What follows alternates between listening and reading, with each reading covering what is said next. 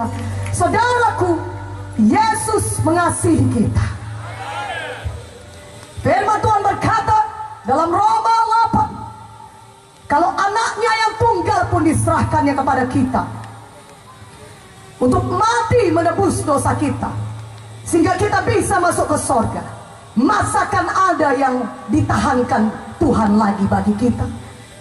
Tuhan mau hidup saudara berkelimpahan. Untuk itulah Yesus datang, saudaraku. Untuk itulah Dia mati bagi kita. Firman-Nya berkata, oleh pilur Yesus saudara sudah sembuh. Maka pada malam hari ini, dimanapun saudara berada, percaya firman Tuhan ini, maka saudara akan menerima kesembuhan saudara. Katakan amin. Setan itu jahat. Setan itu datang mencuri, membunuh, dan membinasakan. Yohanes 10 ayat 10 mengatakannya. Itulah pekerjaan setan, membuat saudara sakit. Dia curi damai saudara sehingga saudara stres. Dia curi uang saudara sehingga saudara miskin. Dan dia mau membunuh saudara, mau membinasakan saudara. Tapi puji Tuhan, malam ini saudara sudah mengaku Yesus sebagai juru selamat saudara. Maka setan tidak punya hak lagi bagi saudara dalam hidup saudara. Katakan amin. Dan Tuhan sudah memberikan kuasa kepada kita menjadi anak-anaknya, menjadi anak Bapa di sorga. Wah, luar biasa. Kita sudah menjadi anak Bapa di sorga. Tentulah kita sangat diberkati. Katakan amin. Haleluya. Dan kita memiliki kuasa di dalam nama Yesus. Karena kita sudah menjadi anak Bapa di sorga. Karena itu mulai hari ini, pakai kuasa dalam nama Yesus. Usir setan dalam nama Yesus. Sebelum pun dia datang kepada saudara, usir terlebih dahulu dalam nama Yesus. Katakan amin. Dalam nama Yesus, roh kematian, roh pembunuh tidak bisa menjamah saya. Dalam nama Yesus, roh kecelakaan tidak bisa menjamah saya. Dalam nama Yesus. Maka saudara akan lihat Tuhan akan melindungi saudara. Saudara akan lihat setan akan lari, karena dia tidak bisa melawan nama Yesus. Amin. Firman Tuhan berkata, usir setan, lawan setan dalam nama Yesus, maka ia akan lari daripadamu. Pakai kuasa dalam nama Yesus. Amin. Pada malam hari ini, saya mau menunjukkan kepada saudara kuasa firman Tuhan yang sama berkuasanya dengan Tuhan Yesus sendiri. Banyak orang berkata, itu mujizat sudah lama berlalu. Tidak ada mujizat lagi, karena Tuhan Yesus sudah di sorga.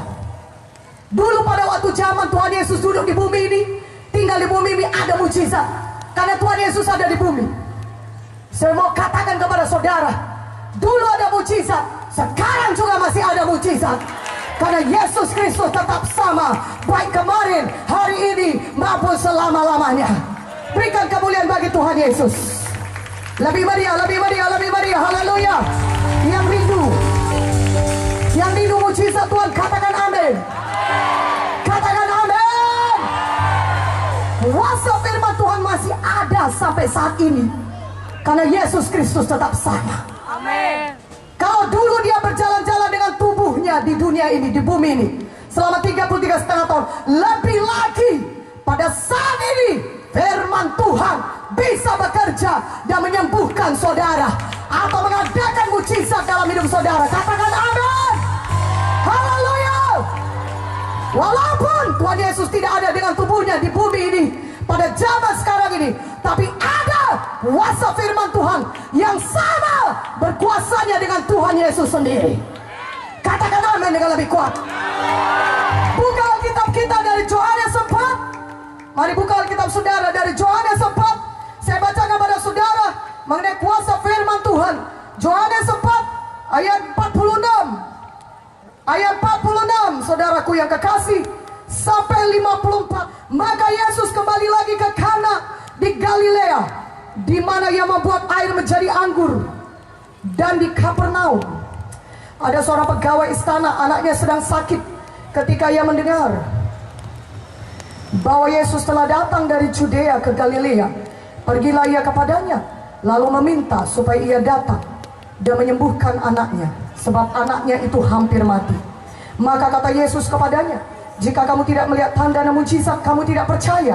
Pegawai istana itu berkata kepadanya, Tuhan, datanglah sebelum anakku mati. Kata Yesus kepadanya, pergilah, anakmu hidup.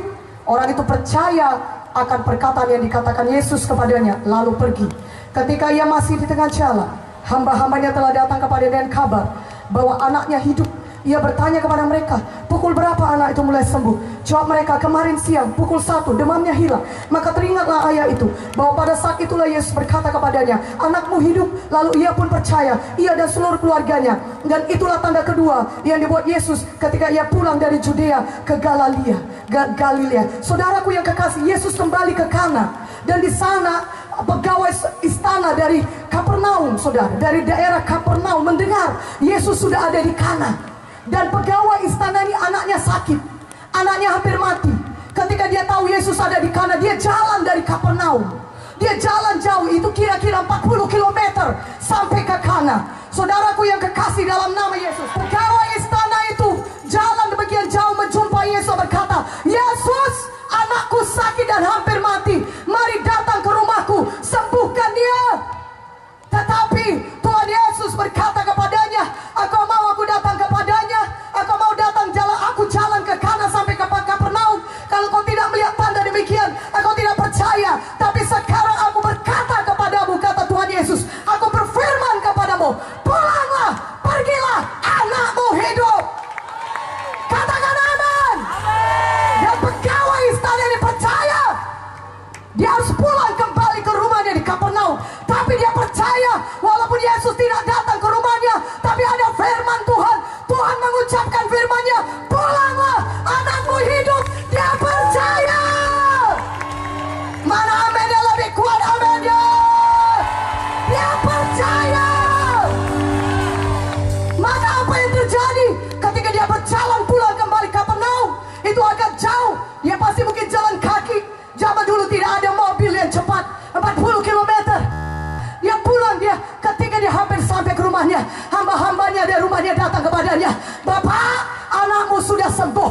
Dia bertanya, kapan anakku itu sembuh? Kira-kira jam 1 siang, demamnya hilang. Dan dia ingat ketika itulah Yesus menyampaikan firman-Nya, berkata, pergilah, anakmu hidup. Mana amennya? Yang mengerti katakan amin.